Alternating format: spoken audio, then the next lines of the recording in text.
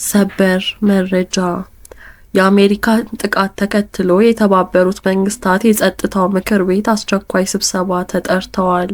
የተባበሩት መንግስታት ዋና ጸሐፊ አንቶኒዮ ጉተሬስ ሁኔታው አደገኛ ለውጥን እንደሚወክል እና የበቀል እርምጃ አደጋ ላይ እንደሚጥል አስጠንቅቀዋል። የአሜሪካ ጦር በሶስት ወሳኝ የኢራን የኒውክሌር ኃይሎች ላይ ያነጣጠረ የአየር ድብደባ ጀምሯል። ፎርዶ፣ ናታንዝ እና ኢስፋሃን። የአሜሪካ መንግስት እነዚህ ጥቃቶች እየፈጸመ ያለውን የኢራንን የኒውክሌር ማበልጸጊያ አቅሞችን ለመበተን አስፈላጊ ናቸው ሲልና የአሜሪካ ዜጎችንና አጋሮችን ሊያስከትሉ ከሚችሉ ስጋቶች ለመጠበቅ በማሰብ ነው ሲል ተደምጠዋል። በዚህም ተከትሎ የጉዳት ግምገማ የተደረገ ሲሆን ፎርዶ የሚታዩ ጉድጓዶች በጣቢያው ላይ ይገኛሉ። ከመሬት በታች የደረሰው ጉዳት ሙሉ በሙሉ እስካሁን አልታወቀም። የዓለም አቀፍ አቶሚክ ኤጀንሲ ኃላፊ በዩራኒየም ማበልጸጊያ አዳራሾች ውስጥ ያለውን የጉዳት መጠን በእርግጠኝነት ማወቅ እንደማይቻል ተናግረዋል። ናታንዝ ከመሬት በላይ ያለው ተቋም ሙሉ በሙሉ ወድሟል። ከመሬት በታች ያሉ አዳራሾች በተለይም ቀደም ሲል በእስራኤል ጥቃቶች ምክንያት በኤሌክትሪክ መቋረጥ ምክንያት ከፍተኛ ጉዳት ደርሶባቸዋል።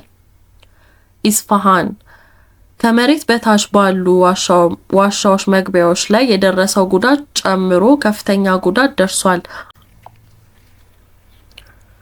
የዓለም አቀፍ አቶሚክ ኤጀንሲ ሚናና ስጋት።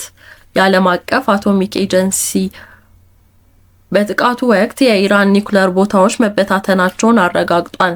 የኢራን ባለስልጣናት አድማውን ተከትሎ ከቦታው ውጪ የጨረር መጠን መጨመሩን ለዓለም አቀፍ አቶሚክ ኤጀንሲ አሳውቀዋል። የዓለም አቀፍ አቶሚክ ኤጀንሲ ዋና ዳይሬክተር ራፋኤል ግሮሲ በኒውክሌር ተቋማት ላይ የታጠቁ ጥቃቶች በጭራሽ መከሰት እንደሌለባቸው አጽንኦት ሰጥተዋል። ምክንያቱም ወደ ራዲዮ አክቲቭ ልቀቶች ከባድ መዘዝ ሊያስከትሉ ይችላሉ ሲል ገልጸዋል። ግሮሲ የዲፕሎማሲያዊ መፍትሄዎች መስኮት እየተዘጋ መሆኑን በማጉላት ወደ ዲፕሎማሲና ውይይት እንዲመለሱ አሳስበዋል። የዓለም አቀፍ አቶሚክ ኤጀንሲ ተቆጣጣሪዎች ወደ ኢራን እንዲመለሱ መፍቀድ አስፈላጊ መሆኑንም አሳስበዋል። የአሜሪካን ጥቃት ተከትሎ የተባበሩት መንግስታት የጸጥታው ምክር ቤት አስቸኳይ ስብሰባ ተጠርተዋል። የተባበሩት መንግስታት ዋና ጸሐፊ አንቶኒዮ ጉተሬስ ሁኔታው አደገኛ ለውጥን እንደሚወክልና የበቀል እርምጃ አደጋ ላይ እንደሚጥል አስጠንቅቀዋል። ሩሲያ፣ ቻይና እና ፓኪስታን ጥቃቱን የሚያወግዝ ረቂቅ የውሳኔ ሀሳብ አቅርበው አፋጣኝ የተኩስ አቁም እንዲደረግ ጠይቀዋል።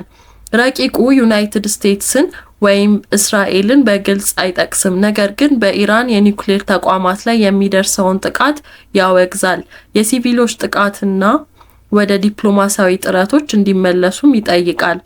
ዩኤስ ረቂቁን የውሳኔ ሀሳብ ትቃወማለች። የውሳኔ ሀሳቡ እንዲጸድቅ ቢያንስ 9 የድጋፍ ድምጽና ከአምስቱ ቋሚ አባላት አሜሪካ፣ ፈረንሳይ፣ ብሪታንያ፣ ሩሲያ ወይም ቻይና ምንም አይነት ድምጽ አያስፈልገውም ሲሉም ገልጸዋል። በዚህም ተከትሎ በርካታ ምላሾችና ሊሆኑ የሚችሉ ውጤቶች ተቀምጠዋል። የኢራን ምላሽ።